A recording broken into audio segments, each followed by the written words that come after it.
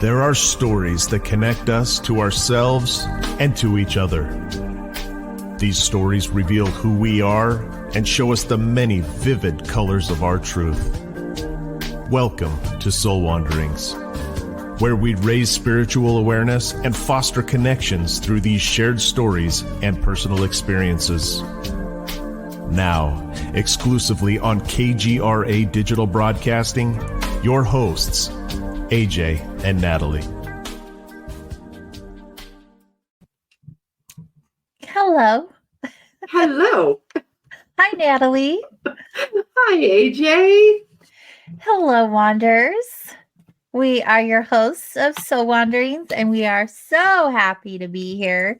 We are giddy over this topic. It's a topic that so many of us talk about, right? If you're in spiritual circles or doing the things, this is a big topic, and we have an hour. So it really is a simple topic. Actually, we overcomplicate it as humans. But before we get to all of that, we just wanted to share with you, we are on many platforms when we are live. If you want to join us on one or all, there's different people who go into different chat rooms. You can meet other wanderers. We are hanging out first and foremost on live.kgradb.com because we are hosted on KGRA Digital Broadcasting, a wonderful platform for you to learn more about spirituality. There's all kinds of anomalous topics and crime and all kinds of good stuff. So just go check it out, kgradb.com. You can have a free membership. You can also get a discounted membership when you use our promo code WANDERER. And you'll see that flashing here on the screen. We're also hanging out on KGRA Digital Broadcasting's Rumble and X pages, and I believe Twitch. And then we're on our YouTube channel at Soul Wanderings. So hang out with us wherever you feel called to do so. We're just really happy to have you here. Join in the conversation. We love hearing from our wanderers. If you have something to say about the topic, share it. We have a really amazing producer who will flash that up on the screen. And if you have a question that we see, type it in all caps so we can make sure we get that answered for you. So Natalie and I now do topics every week, and our show is only an hour long instead of 2 hours. So if you're just catching up, that's what's new around here and the time. Hopefully we're getting to everyone to know that we're at 7 p.m. Eastern now instead of 8 p.m. And we're just happy to have all of you here. So thank you for joining tonight. You ready for our topic? If you cannot already see what's going on. This week we're discussing the illusion of separation. Mistaken perception that individuals and entities exist interdependently rather than as interconnected parts of this incredible divine spirit. The grand illusion is what they call it. And we're going to talk about it tonight. It's so true. It's all just one big illusion. And there's no separation. How does this thing work? Right. We're all interconnected, yet we're taught that we're separate from each other. And I know a lot of us right now, the reason why we chose this topic is because we're waking up to the truth. We see how this false belief has been the root of all of our pain and suffering and division and all of that yucca. Yeah. So let's get into it. Do you want to start? Oh, we were chatting a little bit about this earlier today, and I said, it goes all the way back to so we're all stardust because everything came from the Big Bang. So when it was one, and then just because there was this bang and this fragmentation, that was what sent out to seed everything, and we're still stardust. We're still related. connected. So there were some things that I wrote down that I often refer to analogies because that's how the human mind likes to consider things, as in an analogy. So I was thinking about what are things that represent an interconnectedness but don't look interconnected, that we can consider outside of just consciousness build and us as humans. So I don't know how many people are familiar with the understanding that aspen groves are one big organism. I did not know that, but I am so drawn to aspens. Yes, so aspens are all interconnected underneath the ground. Aww. I learned something new today. So aspen groves are actually one organism within themselves. So if it's affected it, that's one example. And then the fungus, the mushroom colonies and fungus is also an interconnected organism. They're not just individual aspects. So I'm not sure about which, but I know that the fungus have this interconnected web. Yeah, I'm very familiar with the mushroom system. So that one you can talk about. I was like, aspens I'm more familiar with, but these are things that are examples of how being interconnected, but looking separate. Mm-hmm. So even we take that to start to understand this illusion. It's an illusion. So there's almost two parts to this topic that, of course, there is the illusion of what this is and how it's not exactly as it appears to be. And we've done different shows in the past with people to say this is a simulation and which leads to the illusion and the illusion part of how we affect our lives by how we look at it and how we observe things. And that I've listened to a person out there explain things that are beyond my mind. Is not this massive mathematical machine that can understand things, but he talks about how we live in a pulse. So things pulse on and off, on and off, on and off. And it goes away and is recreated at this like 1/22 trillionth of a second or something. How we're pulsing on and off and on and off in this flicker of life. And that's part of the illusion, how it is created all the time. It continues to create itself. And then the other part of the topic that is we're not separate from each other, we're interconnected. And the way the tapestry works and it's just if you pay attention. So if you just pay attention to your life and how it unfolds and how even somewhat miraculous, or it can look like a coincidence, how things happen, and just realize how in the world, like today, someone met me at a particular place in time, and I thought, that's really fascinating to have the two of us in the same place at the same time, really doing very different things, not planned, not anything, and just say, wow, how that interconnectedness works like that. And I'm sure that there's examples in everybody's life of how that works. Definitely. What are your thoughts on this topic? It's a fun topic. Having a near-death experience, you would think this was something that I had learned when I crossed or went into this other reality. But it is not. I experienced the divine light source from which we come from. And it wasn't until I actually went on a psilocybin journey for the first time and realized all of the webs between every living organism. And it was quite fascinating at the time because you're under the influence of this beautiful plant and nothing is real, yet everything is very real. And I really loved that first experience that I had because I was able to see and understand just how connected we truly are and how everything that we have been shown. I'd like to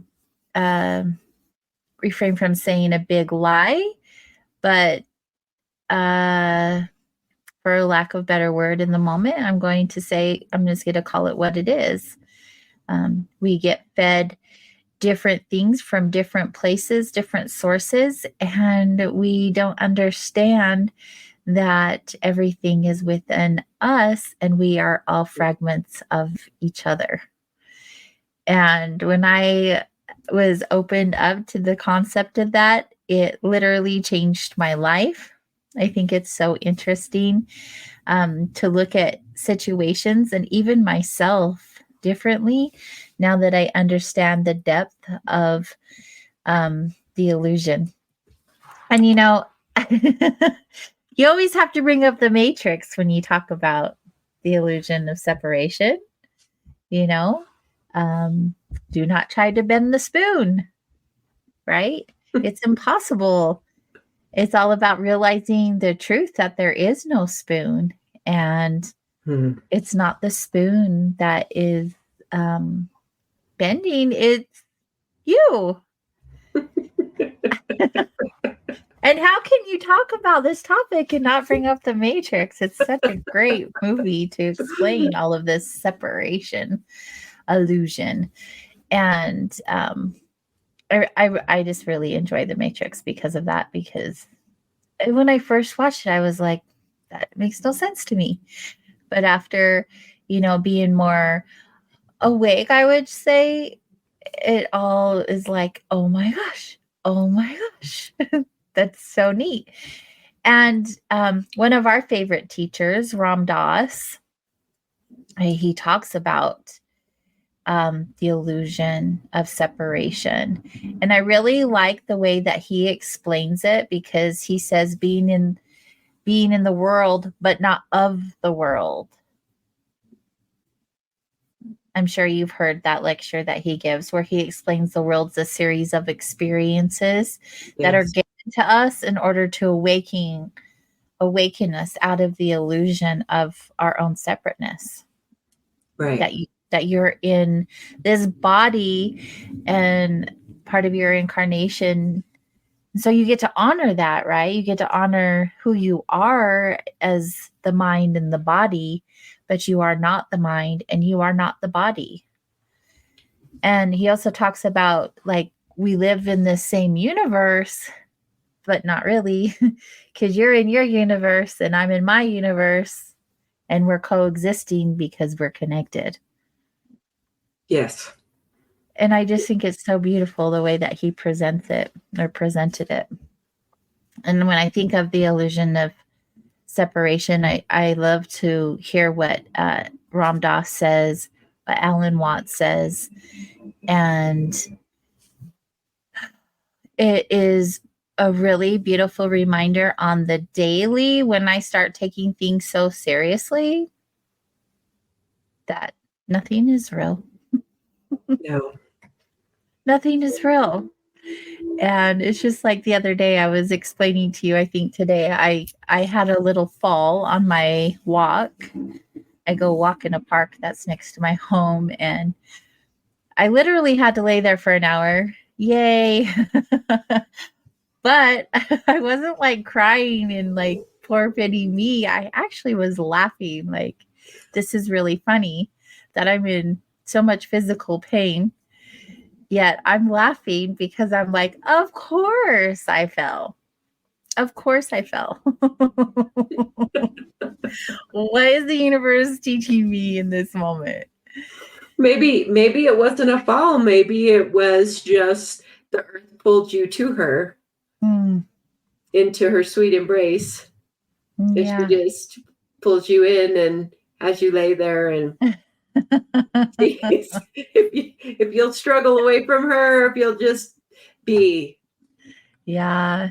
I think it's awesome though. What a beautiful lesson. Like So that's an example of it's not what happens to us, it's how we respond to what happens. Exactly. Well, and we are not our body. So our That's a bodies good are one. faulty, right? They are not who we are because we're perfect divine beings. We're these beautiful spiritual beings made of those little sparkles of light that we talk about. And you have a little sparkle of light. Everyone in our audience has a sparkle of light. And all of those sparkles of light came from one big something of light. It doesn't really have a shape. No, it's The really source, right? The source of light is what we call it. And so Mhm. it's really quite something. It does make one's trouble seem a little less. It's a effective coping mechanism. I love listening to because you and I, we definitely have different frameworks that we work from. And I love listening to your explanation because I'm like, I don't think about it that same way. I look at it in a different direction, even though that's incorporated into a lot of my understanding. I see, because of what I do on a regular basis, I see what the separation and really buying into the illusion does to humans. Mm-hmm. How it literally disconnects them from that light source. Mm-hmm. How it instills a sense of loneliness, and if you really do forget that we're all from that great source, and here having an experience, take it too seriously, and it causes great, great, great, great suffering in us as a human body. We inflict a lot of stuff on each other on all kinds of levels. Oh, yeah, there is a lot of suffering. But also, I believe the suffering is necessary in the human experience. Believe it or not. I know. It's optional, but it's part of the thing. It is optional. And I believe as you get more into your spiritual journey or understanding that you are a human being having a spiritual experience, that you navigate life so differently, where the suffering becomes less and less because the way that you view it is from a different place, right? And so you're not living on the human vibration per se of suffering and lack. You are living in abundance, and everything is working for you, not to you. It is so true. It's so cool. Yes. Right? It's so cool. I love it so much. It literally changed my life when I had these experiences, because the NDE obviously changed the course of my direction, and that happened 12 years ago. So since then, it's just been a series of experiences that have just opened me up more and more. And I love talking about all different topics of spirituality. I'm so glad that we do this now, because we're all in a different place. We're all in a different place of our journey. And just bringing these topics, even if you've heard about them from someone else, everyone has a different perspective or a different experience. And so it just broadens your knowledge even more. And I think this topic specifically, the illusion of separation, is one of those topics that are so important to learn right in the beginning. Right in the beginning. Like if someone came into our center where we do our healing work and said, I'm so tired of suffering, what can I do? This would be a topic to talk about with them. I remember it was one of my first ones in my wake-up journey when I was just very young. Really? Literally reading the book Illusions that did talk about that. Mm-hmm. Talk about the illusion that the earth is solid, that you can swim in the earth or walk on the water. And just to imagine, if you understood it at that level, you could walk through walls, because the wall really isn't there. It's not solid. There's space between all the things. Everything's vibrating in various ways. And it's really, it is such a, the mind wants to look at it the way that we're conditioned, and this world that we live in the human stuff, that where we are from when we were little, treated as separate human beings. You're different, you're special, you're separate. We treat each other like we are separate as a general course of the life on this planet. Not in every place, but it's definitely much more the norm to do that. And so that, of course, makes sense that that's where we exist from. Right. And we're looking at differences, and which everyone is somewhat different, because it's a little bit different shape of a crystal, where each individual fragment may be shaped different, but it's still all interconnected. And it's all from the same source. And when you get those glimpses in, like I haven't had that experience of like the psilocybin or different things. I'm not exactly sure where. I've just picked it up all the way along. And well, you picked it up and you it. just trusted it to be true. It's true. You just knew in your heart that it was right. Yes. I didn't have that same experience. But we have two very different backgrounds. It's very true. So what is that so understanding that this is illusion and there really is no separation, what does that do for us? How does that play out in our individual lives from your perspective? Well, I'll give you a good example. Manifestation. When you believe in the power of manifesting, and you know nothing can get in your way as far as blocks or any negative energy or anything like that,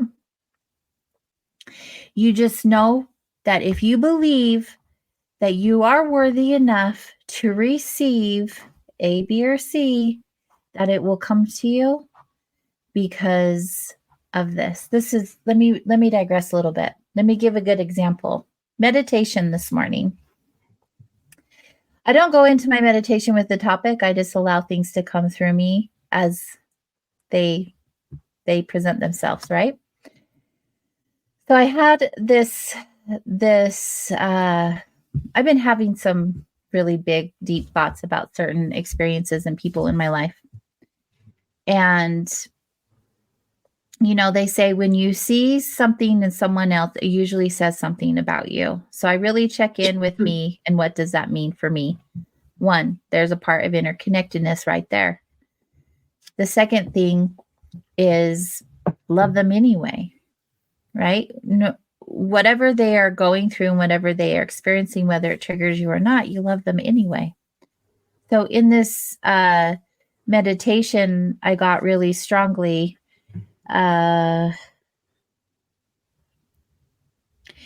if you were to witness somebody having an experience and it was something that you desired, say they got a new job or they won the lottery or they got married or they have a new house or a new car, all these are material, but say they're these experiences that you really long to have, stand as a witness to them and be happy for them as if it was you having the experience and being happy for yourself.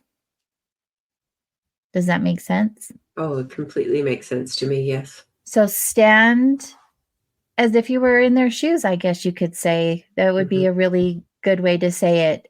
You are the one receiving those things. You got the raise today. And how does that feel? And be happy for them. Be happy for them. Love that experience for them. Soak it in with them. Witness it with them. Immerse yourself in the feeling that they are having and have gratitude with them and for them. And what that does is breaks down the separation that we have with each other, because you are them and they are you. And so when you have that experience as a witness, also have it as if it were you, because it is happening to you as well. That's how I answer that. That was such a great answer. It changes the whole frequency and gaps the separation. Because as humans, we have to, we talk about the conditioning, and there's always this conditioning going on that we are separate, that you're having an experience and I'm having a different experience, that they're not the same experience. And that it's true to a certain degree as far as our perception goes and our universes go. Like I said earlier, you have your universe, I have my universe, but we're here in this experience together. And it allows for you to feel the connection that we have with one another, and the illusion that we are separate dissolves.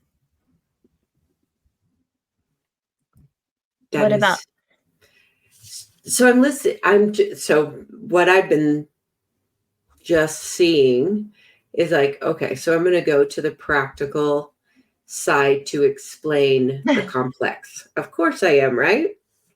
To say, okay, I'm going to describe the way the Maya works by saying, okay, how are some practical layman ways that we get separated? So we live in individual houses, and there's an illusion that our yard is not the same environment as the next door neighbor's yard, even though it's the same earth.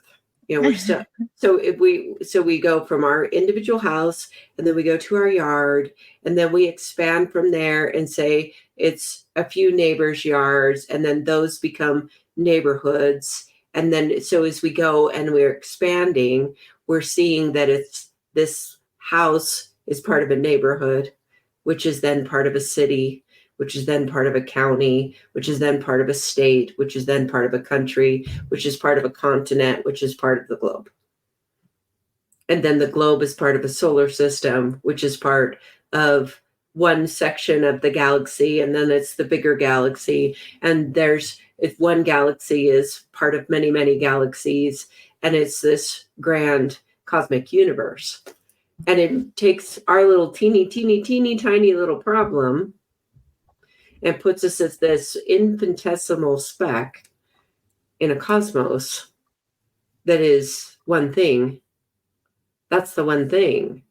And that's on what we would say is a physical level. And all that stuff is happening in the ever-present now. So that's how it's all one. Yeah. It's just all in the ever-present now. It's all happens simultaneously, everywhere, all at once. But a lot of times the mind rebels from taking something so big to try to comprehend it. If you just go to, okay, so there's your house and your yard. And the quarrels that can happen because your grass is getting over in my yard and you're supposed to control your environment, which is just inches away from what's separate. It's just an illusion. What are state lines but an illusion of separation between nobody marks out a state line. It's not like it's a fence or something. all the rules. Right. And all of these things go towards, these are the types of conditioning that happen without any sort of purposeful, there's like, someone set out on purpose to make us feel separate. Maybe there is that. But most time, the separation is created out of nothing that's purposeful to say you're a separate person from another. It's just part of this matrix, as you said. Yeah. and it's gridded out or set out like that, houses and difference, and we all go to our different rooms and all of those things. Right. And I love that we have this topic right now because of all of the things that are going on in our reality in the US. There's a lot of division taking place. You can tell I'm from Utah, so I'm so hard sometimes. Enunciation. I have to go back and really use my words. Mm-hmm. There's this great division taking place, and it's playing out in front of us, and people are choosing sides and fiercely fighting for their side without understanding that everything that's playing out is this show. It's a movie. And we just get so thick into it that we cause even more fear and more hate, and forget that if we were to sit down and have a conversation with one another, we probably want similar things. And we probably all want to be seen and heard and loved, and that the things that we want as the end result really aren't so different. But it's part of the game, right? It's part of the game that gets played when we are being humans. And actually, can I share something with you that I wrote down that Yes, please. I wrote it down. I think I was doing it was a while ago. I found it in one of my books because I write down a lot of stuff when I go into the records. Here we go. And I typed it up in case it came up. And I feel like, yeah, I've said a few things already just off the cuff, but I feel like the whole thing being shared. By letting go that we are separate from each other and have the realization that we are all interconnected and from the same grand spark, we can let go of beliefs and opinions that create this fear and division, and instead foster harmony and togetherness with the world around us. You have to understand that you are neither the body or the mind, and this is not a concept to be learned, rather it's a concept to accept. It is what is. Even though we have been told differently in every direction possible, it is crucial to realize that we are neither this body or this mind. Our mind gets in the way all of the time, and if we can tell our minds to take a back seat and just soak in the energy of what truly is, and you can do that through meditation, introspection, so forth, then you will understand that we are interconnected and nothing is separate. And so this came through. I want to say the book that because I have, this is a fun fact. AJ carries around books and I fill them up with downloads all of the time. The book that I was referring to, it was like 3 or 4 years old.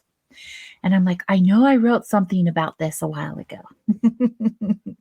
And that's what came through. And I'm glad I reread it, because as a human, right, we get so caught up in this belief that everything is happening to us and everyone is out to get us, or that person has it better than I do, or whatever that looks like. And all we're doing is telling ourselves stories and causing more suffering in our lives.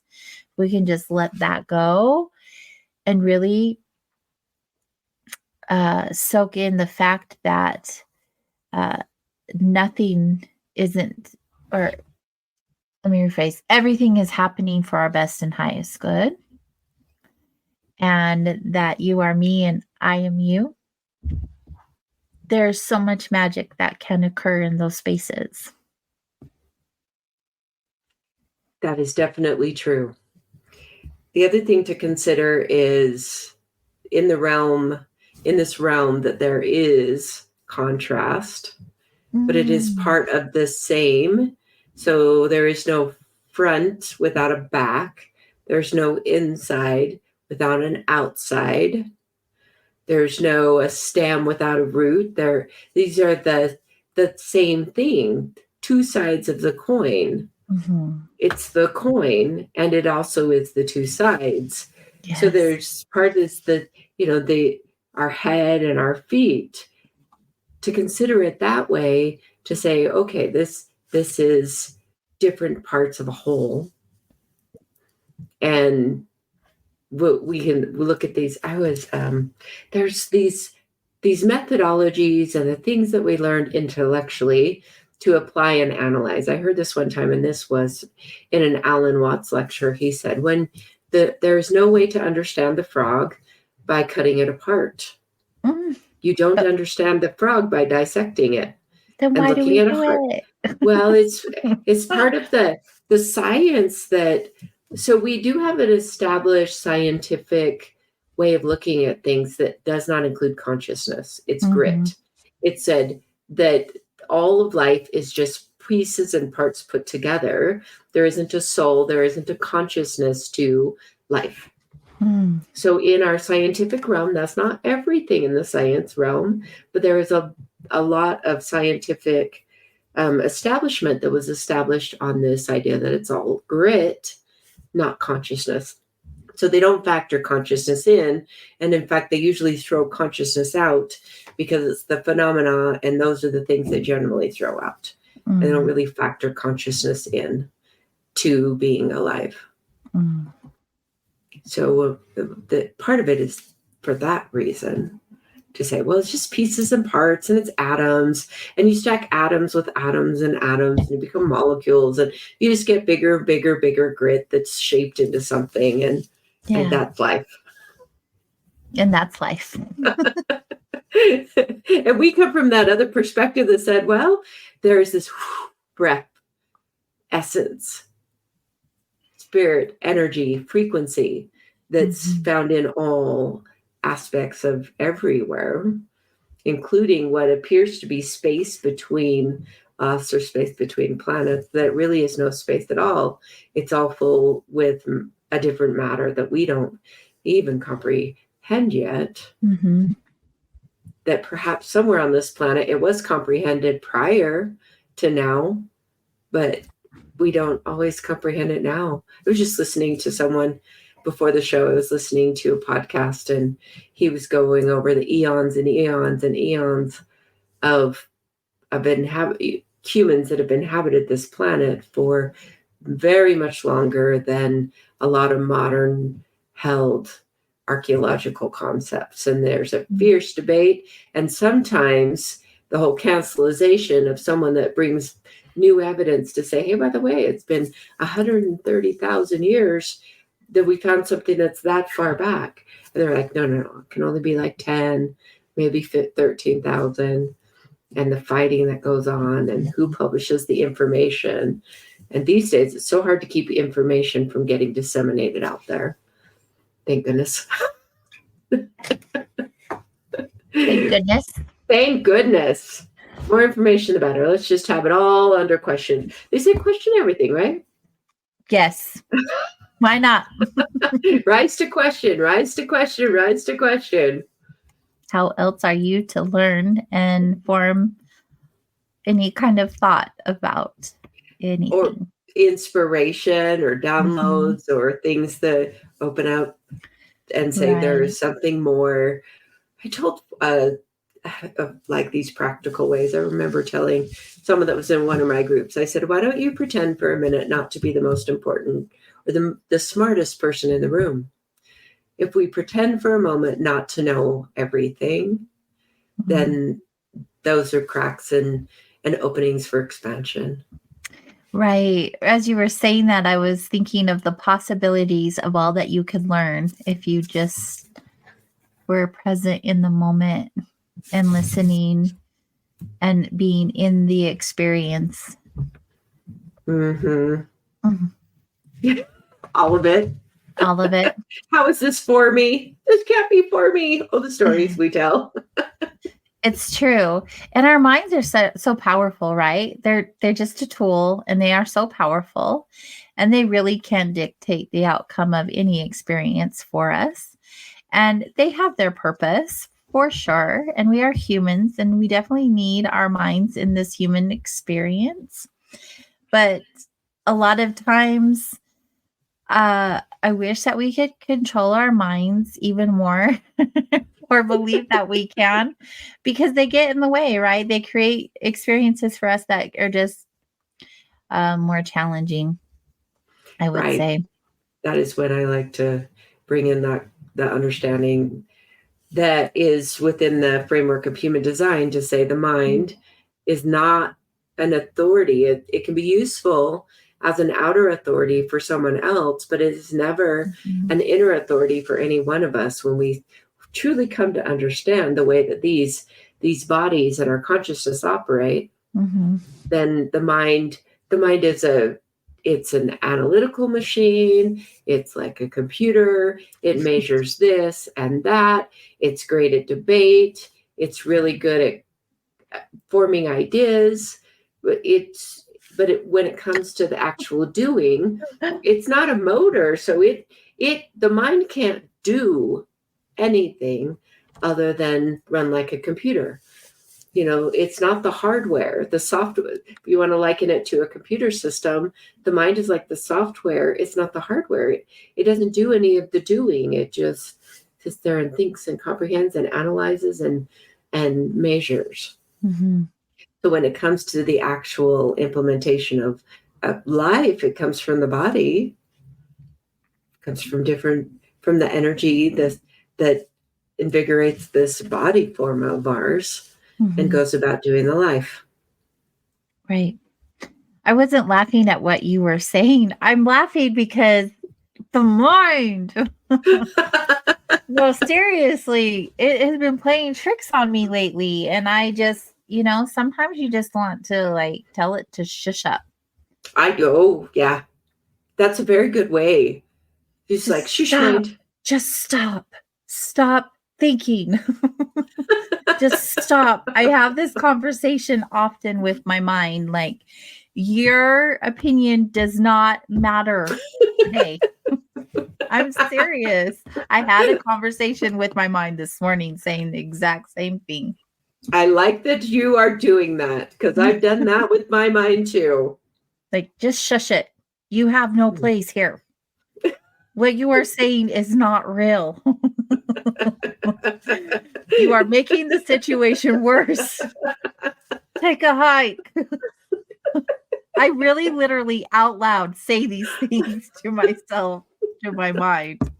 The good news is that enough already. Zip it. I had a discussion last night in a class that I was teaching about decluttering the mind. And one of the things that came up was, okay, so a mind can be undisciplined. And those are the types of minds that feel like they can get away with, telling you a bunch of stories that aren't really true, that are driving you over here and drive some other reaction in you. And to discipline, consciousness requires actually a good level of discipline. Really, truly, to grow in your own form of consciousness, it requires some discipline, some regular and consistent practices, and that's what helps the mind stay more on track. Now, as I was just writing down things to talk about in this class, I came up with, a lot of us have flabby minds, like a flabby body, out of shape.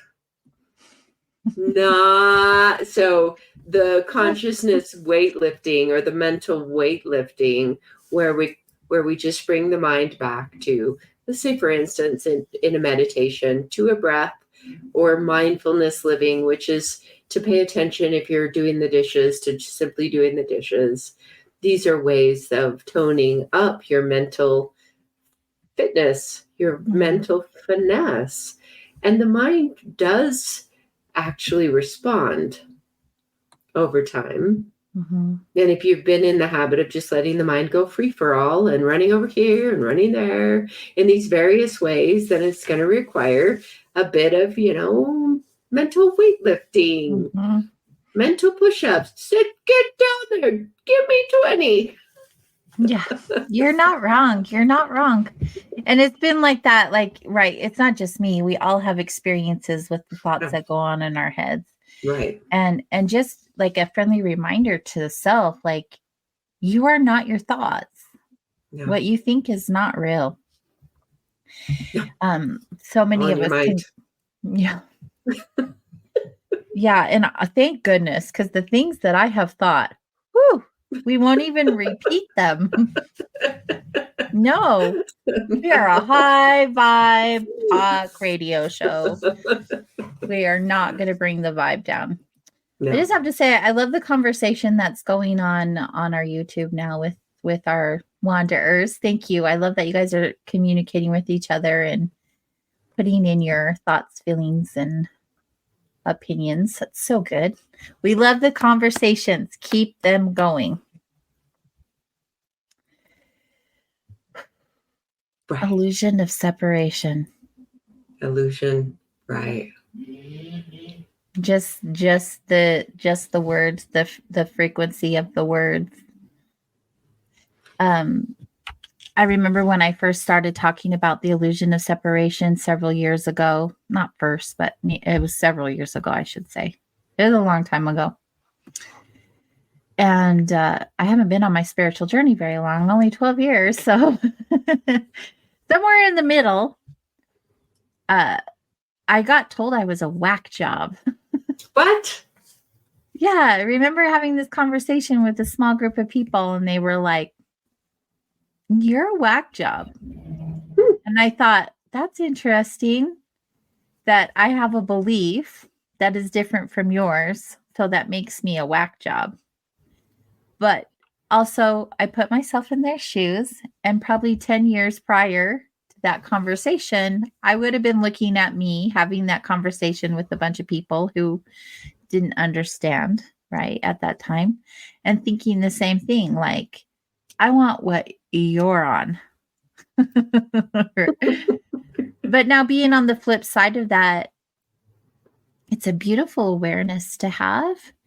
It not only frees your mind, it frees your body, and it reminds you that you're part of a much greater picture, a much greater force in action.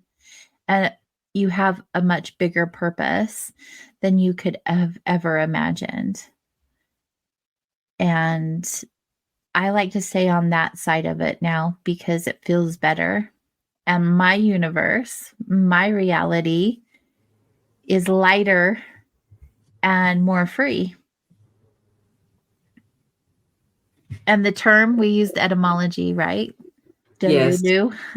Yes. Delulu. I'm Delulu, I guess. Well, to come to where you are now, literally your mind did crack. Yeah. And our mind has to break in a lot of ways to expand. So even if you think about, okay, so the mind is in a certain place, and to expand beyond it, it has to break the binds that hold it at a certain level. So the mind really does. And this part of this discussion where I was listening earlier, he was talking about the use of psychedelics and using those things. It really does break the mind. It breaks the parameters. It shows the mental mindset to an individual what is beyond it, beyond its level of consciousness. And it said, hey, I'm going to teach you about what's more than you can see with your five senses. And a lot of times the psychedelics are different things like that. You go on different journeys of expansion. You're breaking down the paradigms that you've been living under, the typical norms.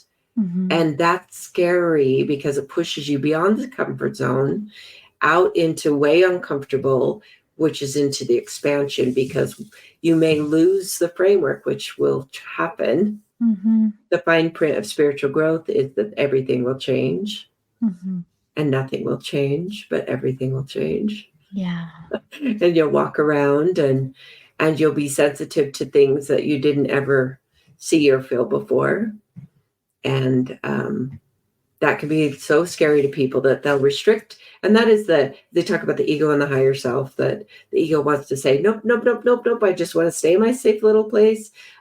No, we can't expand beyond that, because what about this? And what about this? And the other thing, and that's the part of that mind where we learn how to allow it to break for expansion.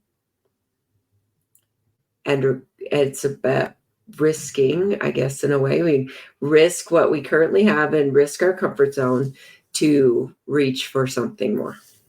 And I'll do it again and again and again. And I will be called a whack job every day. I do not care. Not anymore. Before we used to be like, what am I? Okay. What? Bring on the different. Bring on the more. It really is.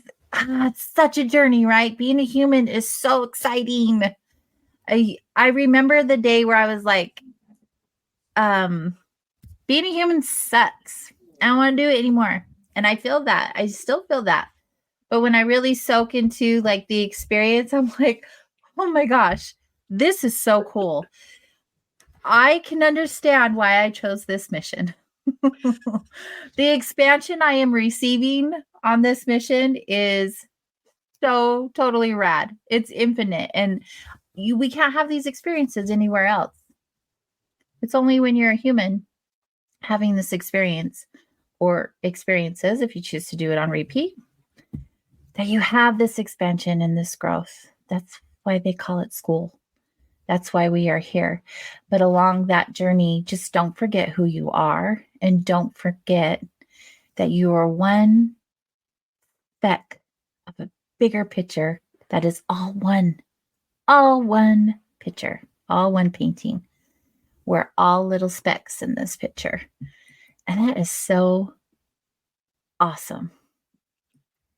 Awesome. Don't you think? I do think. And it makes me giddy. You're like, okay, feel that. Give that. We would just want to give it out to everyone.